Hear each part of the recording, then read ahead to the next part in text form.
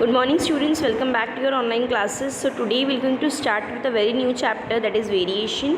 So as we have studied in 7th standard all about direct proportion and inverse proportion.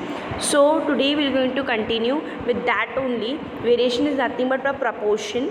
So in this chapter we are going to see direct proportion, inverse proportion, or we can say direct variation, inverse variation, also time, work and speed. So let's start with let's recall something first.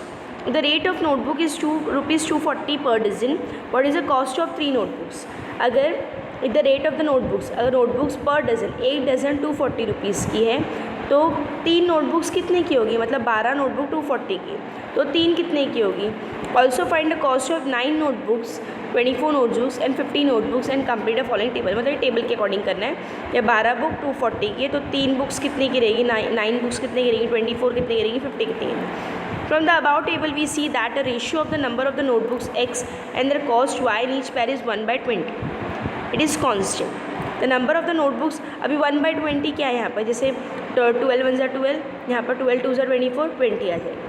Okay, अभी 3 notebooks है, तो 3 notebook कितने की रहेगी? 12 और 240, 1/20 हुआ, right. अभी 3 notebooks कितने की रहेंगी? 9 कितने की रहेंगी? हम लोग डिवाइड करते करते पता चलेगा. जैसे 240 डिवाइडेड बाई 3, तो यहाँ आ जाएगा 3 8 = 24 और 0. सो ये भी क्या रहेगा? ये भी क्या आपको कौन से प्रपोर्शन बनेंगे? 1/20 की. ये भी 1/20 की. अभी जो भी प्रपोर्शन आएगा यहाँ पर हम लोग को, तो 1/20 का ही आएगा, which is a constant. Okay, तो the number of notebooks and their cost are in the same proportion. तो ये दोनों क्या है? सेम प्रपोर्शन में. In such case if one number increases and the other number increases in the same proportion. अभी कभी कभी ऐसा भी होता है, जैसे क्या अगर देखो नोटबुक का प्राइस, नंबर ऑफ नोटबुक्स बढ़ रही है तो कॉस्ट ऑफ प्राइस भी बढ़ेगा. तो जैसे नंबर ऑफ नोटबुक कम हो रही है तो कॉस्ट ऑफ प्राइस भी कम होगा. सो इट मीन्स दैट इसमें प्रपोर्शन क्या रहा है? अगर एक बढ़ रहा है तो दूसरा भी बढ़ रहा है, तो that is known as direct variation. Let's learn something that what is actually the direct variation. The statement x and y are in the same proportion can be written as x and y are in direct variation, or there is a direct variation between x and y using mathematical symbol. It can be written as x alpha y, or we can say x is directly proportional to y. Okay, it means that अगर एक चीज़ suppose x notebook से हमारी और y उसका cost है, अगर x notebooks बढ़ेंगी तो y कॉस्ट भी बढ़ेगा.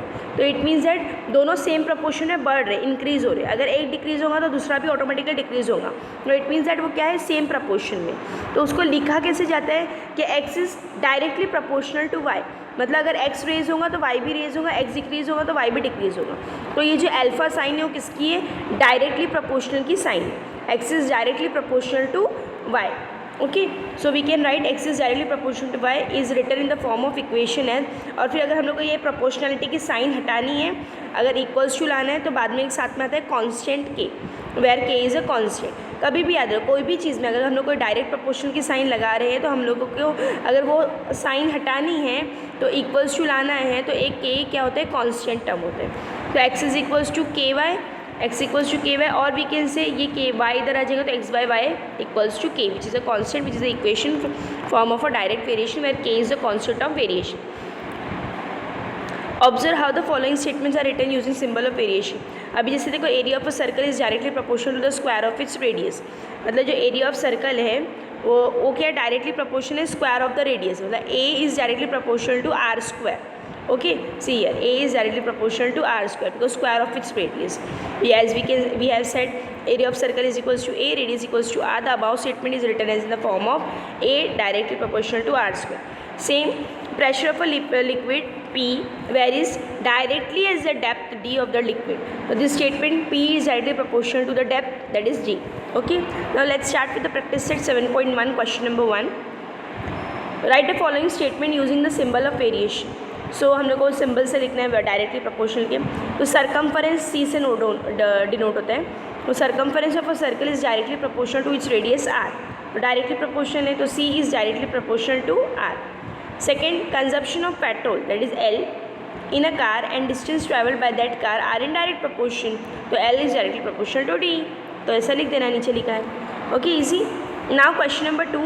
Complete the following table considering that the cost of apples and the number are in direct proportion.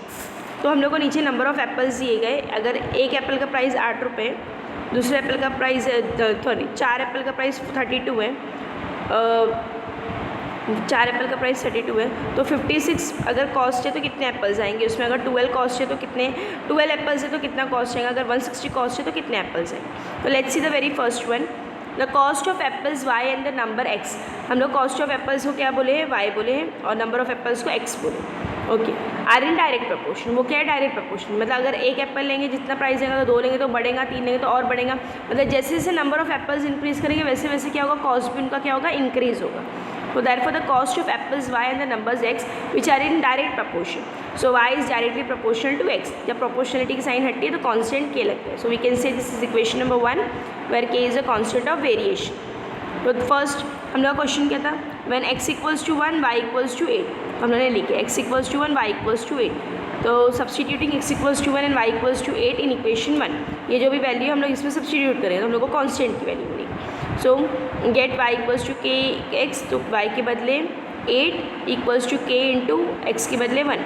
So we have k one ज़ा k, so k equals to 8, so therefore सब we have k equals to 8। Now substituting k equals to 8 in 1 we get, अगर k की value अगर 1 में हम लोग substitute करते हैं तो क्या मिलता है, तो y इक्वल्स टू 8x मिलेगा।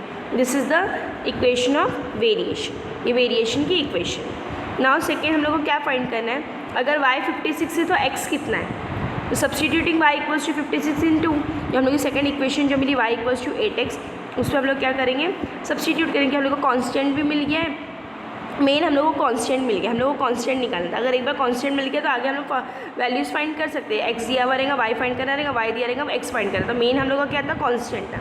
कांस्टेंट फाइंड करने के लिए हम लोगों ने ये वाला यूज़ किया। तो y equals to 8x, so y is 56 as given and 8 is a constant which we have found right now, right? So multiply by x which we had to find. तो 56 8x के साथ multiply हो रहा है, equals to की side जाएगा, divide हो जाएगा, 8 1 8 8 7 तो x equals to 7। Now third, when x equals to 12 y equals to what, तो will substitute x equals to 12 again in equation number 2। So we have y equals to 8x, y equals to 8 into 12 that is y equals to 96। Fourth, if y equals to 160, so what is x? Substituting y equals to 160 again in equation 2 we get y equals to 8x. So y is 160 which is equals to 8x. 8 is getting multiplied with x, so equals to की ये side जाएगा, divide हो जाएगा, 8 1 8 8 2 16 20. So we have x equals to 20. Then we are going to fill this table. जैसे number of apples 1 थे तो cost 8 था, number of apples 4 हुए तो हम लोगों ने फाइंड किया वो 32 का कॉस्ट होगा। सेम 56 है तो 7 एप्पल्स आएंगे उसमें, तो हम लोग को ये टेबल्स फुलफिल करना है। Now question number 3, if m is directly proportional to n and when m equals to 154। Okay, वो बता रहे हैं क्वेश्चन में कि m डायरेक्टली प्रोपोर्शनल है n से और m की वैल्यू 154 है और n की वैल्यू 7 है। तो find the value of m when n equals to 14। अब वो क्या बोल रहे हैं, अगर n हम लोग का 14 है तो फाइंड करो m की वैल्यू। सबसे पहले हम लोग को कांस्टेंट निकालना पड़ेगा, ये गिवन यूज से कांस्टेंट मिल गया, फिर हम लोग क्या करेंगे, उसमें सब्सटीट्यूट करें। So given that m is directly proportional to n, तो डायरेक्टली प्रोपोर्शनल की साइन हटेंगे तो कांस्टेंट लेंगे, where k is a constant of variation. So we have m equals to 154 and n equals to 7। तो will substitute this value in this equation so that will going to get k। Okay, so therefore substituting m equals to 154 and n equals to 7 in equation 1 we get m equals to kn, m 152 k into 7। वो 7 multiply और equals to की ये side जाएगा, divide हो जाएगा, तो therefore k equals to divide होने के बाद क्या होगा, 7 1 7 7 2 14 1 बचेगा, अगेन 7 2 14, तो therefore we have k equals to 22। तो k की वैल्यू मिल गई, तो अभी हम लोग को k की वैल्यू मिल गई तो हम लोग इसमें 1 में सब्सटीट्यूट करेंगे। So will going to have m equals to 22n। See substituting k equals to 22 in equation में we get m equals to kn। तो जहाँ पर k है वहाँ पर 22 लिख देंगे, हम लोग इक्वेशन नंबर 2 बन जाएंगे। अब ये इक्वेशन में हम लोग क्या करेंगे, ये वाले n की वैल्यू सब्सटीट्यूट करके m की वैल्यू निकालेंगे। This is the equation of the variation. When n equals to 14 then m is equals to what, तो therefore substituting n equals to 14 in equation 2 we get m equals to 22n। तो therefore m equals to 22 multiply by n क्या है 14, तो m equals to 22 multiply 14 is 308। Okay, now students question number 4 जो है हम लोग का वो रेड्यूस्ड है। So question number 4 will not going to come in the exam, और वो रेड्यूस्ड आपको लिखना भी नहीं, और जो रेड्यूस पोर्शन है जो मैंने पिछले टाइम का नहीं बताई हूँ आप लोगों को, I send you, don't worry about that, it will not going to come in your exams. Now question number 5, y varies directly as square root of x when x equals to 16। y equals to 24. Find the constant variation in the equation of variation. Constant variation मतलब k find करना है and equation of variation. k मिल जाएगा तो equation मिल जाएगा. मतलब x दिया है, y दिया है और ये क्या है, y डायरेक्टली प्रोपोर्शनल है x से, स्क्वायर रूट ऑफ x से वो बोल रहे हैं. So y varies directly as square root of x. Okay, so y is directly proportional to square root of x, तो under root of 4x. 4x क्यों लिया हम लोगों ने, बिकॉज यहाँ x की वैल्यू 16 है, तो स्क्वायर रूट ऑफ x, तो स्क्वायर रूट ऑफ x, तो x इक्वल्स टू 16 है, तो 6 वैल्यू ऑफ 16, तो अंडर रूट ऑफ 4 आएगा, बिकॉज इसका स्क्वायर रूट क्या है 4 है. तो y is equals to constant of proportionality k under root of x. Okay, wait for a second. Okay, see here students, here this line will not going to come because y is directly proportional to square root of x. It means यहाँ पर ये root, यहाँ पर ये 4 नहीं आएगा. Okay, ये जो 4 है वो नहीं आएगा.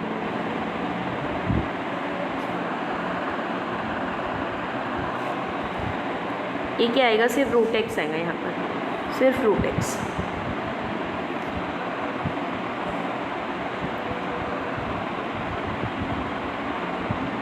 Okay, so y is directly proportional to root x. So proportionality की साइन हटाने के लिए कांस्टेंट लगेगा, तो this is equation number 1 where k is a constant of variation. So when x equals to 16 y equals to 24. अगर x 16 है y 24 है तो हम लोग ये दोनों वैल्यू सब्स्टिट्यूट करेंगे इक्वेशन नंबर 1 में, तो हम लोग को कांस्टेंट मिल जाएगा. तो 24 equals to k root 16, root 16 के बाहर आएगा तो 4k बन जाएगा. So 24 is equals to 4k. So we'll have k equals to 4 multiply और डिवाइड हो जाएगा, तो 25/4, तो 4 1 ज़ा 4, 4 6 ज़ा 24, तो k इक्वल्स टू 6. अभी k की वैल्यू मिल गई, अपने 1 में सब्स्टिट्यूट कर देंगे. Substituting k equals to 6 in 1 we get y is equals to k root x, therefore y equals to k के बदले 6 root x. So we have equation. सबसे पहले हमने कांस्टेंट भी निकाले, फिर उसके बाद इक्वेशन ऑफ द वेरिएशन भी निकाल दी. Therefore the constant of variation is 6 and the equation of the variation is y equals to 6 root x. Now 6th question. The total remuneration paid to laborers employed to harvest soyabean is in direct variation with the number of laborers. अभी question क्या है, the total remuneration paid to labourers. जो भी labourers जो soybean के उसमें काम कर रहे थे, जो एम्प्लॉय थे, वो लोगों को क्या किया गया, वो डायरेक्टली प्रोपोर्शनल, मतलब जितना उन्होंने सोयाबीन का हार्वेस्टिंग किए थे तो उतने नंबर ऑफ लेबरर्स को, जितने नंबर ऑफ लेबरर्स थे उन्होंने डायरेक्टली प्रोपोर्शनल उतना प्राइस बढ़ा के दिए, पैसा दिए. If remuneration of 4 labourer is ₹1000, मतलब 4 लेबर का 1000 रुपये है, तो find the remuneration of 17 labourers. अगर 17 लेबर रहेंगे तो कितना रहेगा. तो let m represent the total remuneration paid. हम लोग ऐसा बोलेंगे m रिप्रेजेंट करते हैं कि कितना उसने पेड किया, and n represent the number of labourers. हम लोग ये रिप्रेजेंट करते हैं n के कितने नंबर ऑफ लेबरर्स थे टू हार्वेस्ट सोयाबीन. तो since the total remuneration paid to the labourer is in direct proportion, जो दिया गया डायरेक्ट प्रोपोर्शन है, मतलब लेबरर बढ़े तो पैसा भी बढ़ा है, ऐसा बोले. तो with the number of laborers. So here m is directly proportional to n, constant proportionality kn, where k is constant of variation. So remuneration of 4 laborer, 4 laborer का 1000 रुपये था, right? So that is if n equals to 4, m equals to ₹1000. So substituting m and n की value in this, so we can get k की value. So m equals to kn, so m is 1000, k into 4, so we have k equals to 1000/4, that is 250. So substituting this value in equation 1, so we have m equals to 250n. m equals to 250n. Substituting k equals to 250, we get m equals to kn. That is m will be equals to k की value क्या है 250, तो m equals to 250n. यहाँ पर क्या है m equals to 250n. सी है, यहाँ पर ये रिपीट हो गया, ये वाली चीज़ है, कोई बात नहीं. m equals to 250n, equation number 2. तो this is the equation of the variation. Now what we have to find if the number of remuneration of 17 labour. अगर नंबर ऑफ लेबर 17 है, मतलब n 17 है, तो m कितना रहेगा. So m is equals to 250n, ये हम लोगों ने बना दी इक्वेशन. तो m equals to 250 multiply by 17. So m is equals to 250 multiplied by 17 is 4250. So therefore the remuneration of 17 laborer is ₹4250. So we have completed this exercise. Now we are going to start with the inverse proportion. Okay, so let's recall something. The following table shows the number of rows and number of students in each row when they are made to stand for drill. मतलब number of students in a row is 40, number of rows. तो okay, I'll do one thing students, I'll stop here recording because ये 15 minutes के above हो जाएंगी, so you're going to have problem. I'll make new video for 7.2. okay, till then complete this exercise, practice at 7.1. okay, That's it for today. Thank you for attending the lecture.